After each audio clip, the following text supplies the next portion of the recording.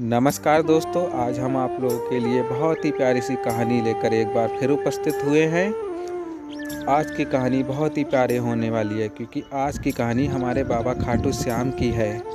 और आप लोग ये कहानी समय निकालकर ज़रूर सुनिएगा और अपने मित्रों को भी शेयर कीजिएगा। तो बढ़ते हैं इस प्यारी सी कहानी की ओर।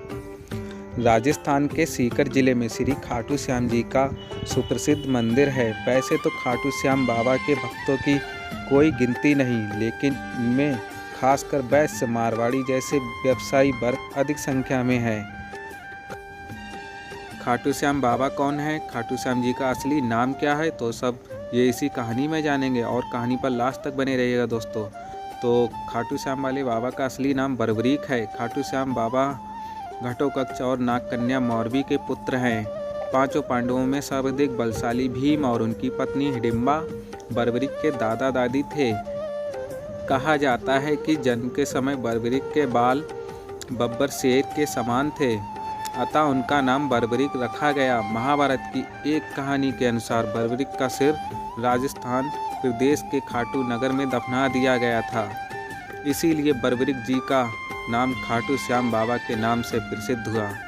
बरबरीक का नाम श्याम बाबा कैसे पड़ा, आइए ये भी सुनाते हैं आपको। बरबरीक बचपन में एक वीर और तेजस्वी बालक थे।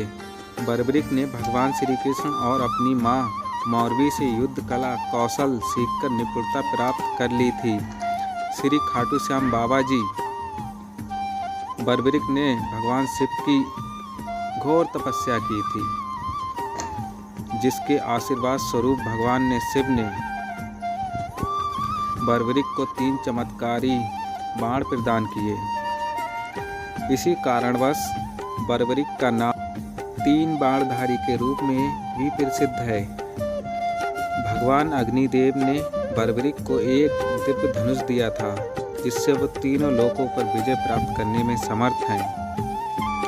जब कौरवों पांडवों का युद्ध होने की सूचना बरबरीक को मिली तो उन्होंने भी युद्ध में भाग लेने का निर्णय लिया। बरबरीक ने अपनी मां का आशीर्वाद लिया और युद्ध में हारते हुए पक्ष का साथ देने का वचन देकर निकल पड़े। फिर क्या, इसी वचन के कारण हारे का सहारा बाबा श्याम हमारा, ये बात प्रसिद्ध हुई। जब बरबरीक जा रहे थे तो उन्हें मार्ग में एक ब्राह्मण मिला।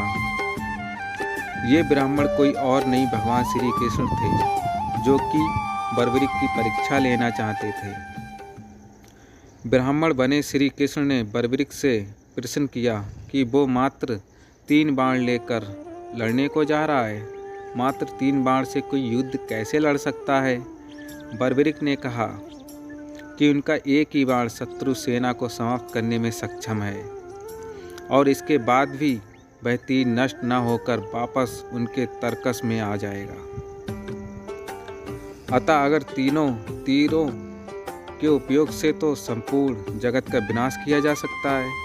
ब्राह्मण ने बरबरीक से एक पीपल के वृक्ष की ओर इशारा करके कहा कि वो एक बाण से पेड़ के सारे पत्तों को भेद कर दिखाए। बरबरीक ने भगवान का ध्यान कर एक बाण छोड़ दिया। उस बाण ने पीपल के सारे पत्तों को छेद दिया और उसके बाद बाण ब्राह्मण बने कृष्ण के पैर के चारों तरफ घूमने लगा। असल में कृष्ण ने एक पत्ता अपने पैर के नीचे छिपा दिया था। बरबरीक समझ गए कि तीर उसी पत्ते को भेदने के लिए ब्राह्मण के पैर के चक्कर लगा रहा है। बरबरीक बोले, हे ब्राह्मण, अपना पैर हटा लो, नहीं तो ये आपके पैर को भेद देगा। श्री कृष्ण बरबरीक के पराक्रम से प्रसन्न हुए। उन्होंने पूछा कि बरबरीक किस पक्ष की तरफ से युद्ध करेंगे।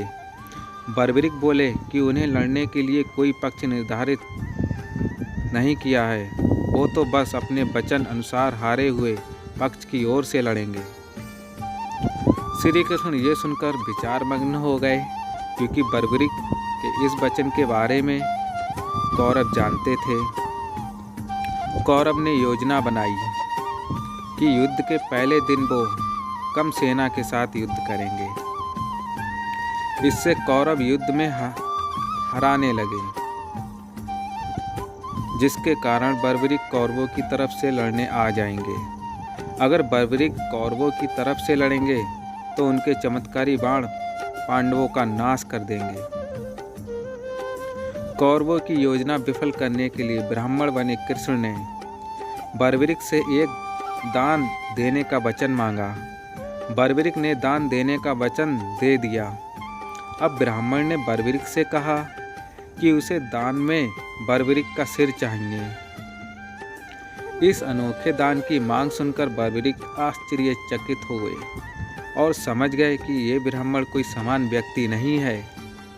बर्बरीक ने प्रार्थना की वो दिए गए वचन अनुसार अपने शीश का दान अवश्य करेंगे, लेकिन पहले ब्रह्मदेव अपने वास्तविक रूप में प्रकट हो। भगवान कृष्ण अपने असली रूप में प्रकट हुए। बर्बरीक बोले कि हे देव, मैं अपना शीश देने के लिए वचनबद्ध हूँ, लेकिन मेरी युद्ध अपनी आँखों से देखने की इच्छा है। श्री कृष्ण बर्बरीक की वचनबद्धता से प्रसन्न होकर उसकी इच्छा पूरी करने का आशीर्वाद दे दिया। बर्बरीक ने अपना शीश काटकर कृष्ण को दे दिया। श्री कृष्ण ने बर्बरीक के सिर को 14 देवियों के द्वारा अमृत से सींचकर युद्ध भूमि के पास एक पहाड़ी पर स्थित कर दिया, जहां से बर्बरीक युद्ध का दृश्य देख सके। इसके पश्चात कृष्ण ने बर्बरीक के धड़ का शस्त्रोक्त विधि से अंतिम संस्कार कर दिया। महाभारत का महान युद्ध समाप्त हुआ और पांडव विजयी हुए। विजय के बाद पांडवों में ये बहस होने लगी कि इस विजय का श्रेय किस योद्धा को जाता है।